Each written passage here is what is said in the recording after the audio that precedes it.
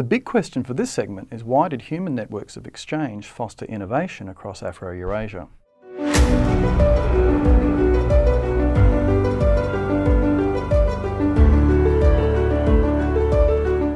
The Silk Roads evoke some of the most exotic and mystical images from the ancient and medieval worlds.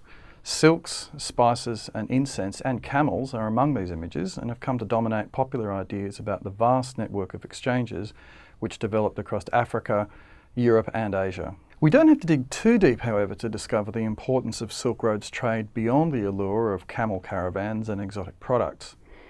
The Silk Roads were indeed of crucial importance to cultural, technological, political and genetic developments across the whole world zone of Afro-Eurasia. These vast human networks of exchange were in fact key drivers of innovation across Afro-Eurasia, and when it linked up with the American and Pacific world zones, the domination of Afro-Eurasia was virtually assured as a result.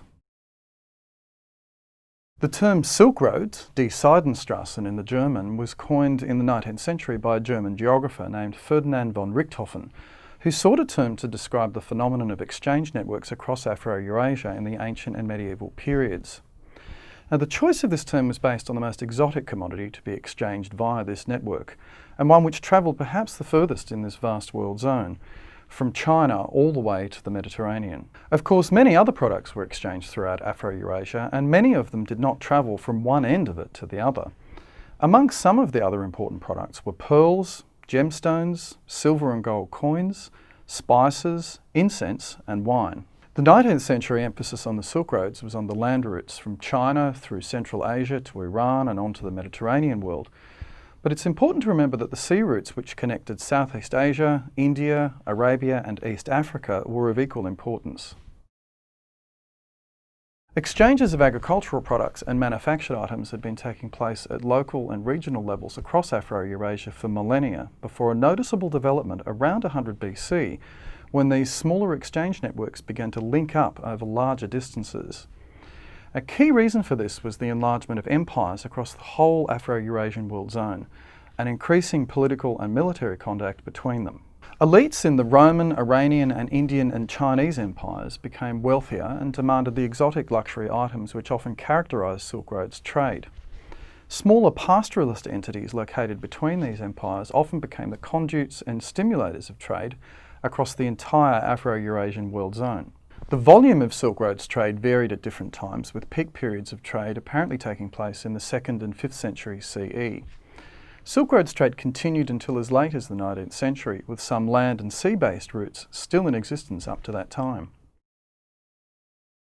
There are a number of important factors to consider in explaining the impact of Silk Roads trade on human populations across the Afro-Eurasian world zone. The exchange of products across an increasingly large area facilitated the exchange and spread of technological and religious ideas especially. For example, paper was first manufactured in China in the 2nd century, and approximately 1,000 years later the first printing presses were developed in China. Technologies for the manufacture of paper and printing eventually spread as far west as Europe, due in part to the spread of ideas which accompanied Silk Roads trade. Similarly, the invention of gunpowder in China in the 9th century would eventually spread across Afro-Eurasia and transform warfare. The spread of agricultural technology was also an important development.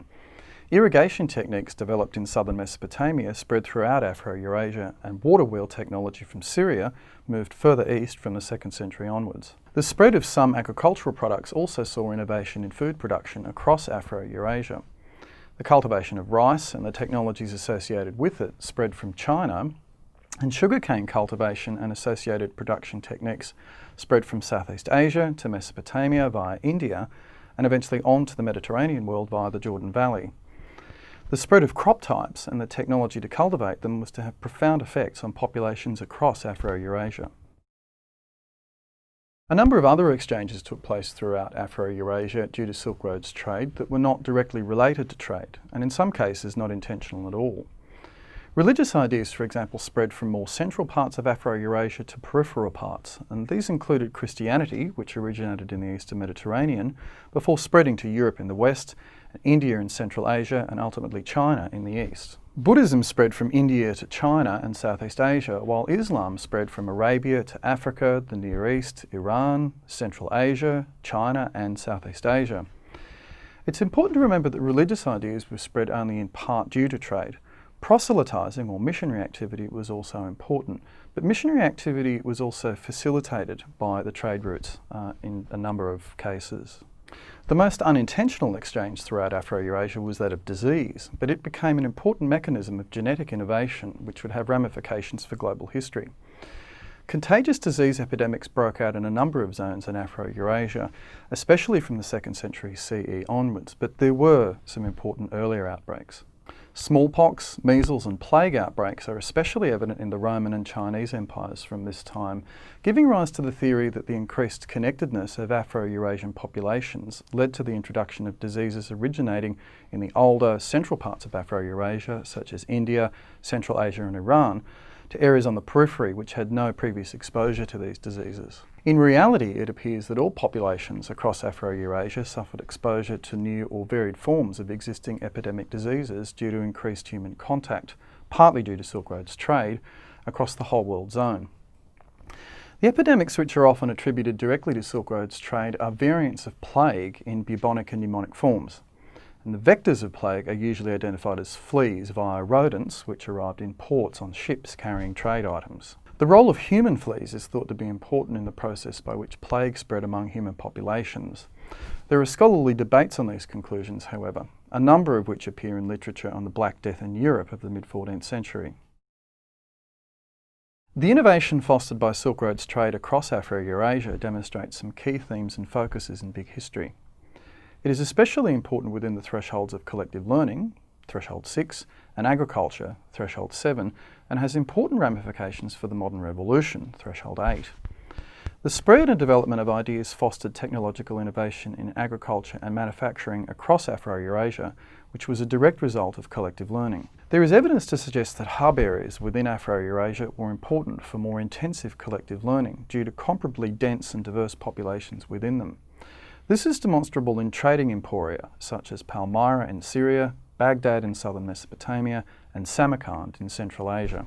The level and diversity of technological innovation, together with genetic resistance to epidemic diseases, which developed over approximately a millennium and a half across Afro-Eurasia, gave populations across this world zone distinct advantages over the American and Pacific world zones once the three world zones began to connect up during the period of the modern revolution. This was of fundamental importance to the emergence of the European powers as rulers of international empires from the 15th century onwards.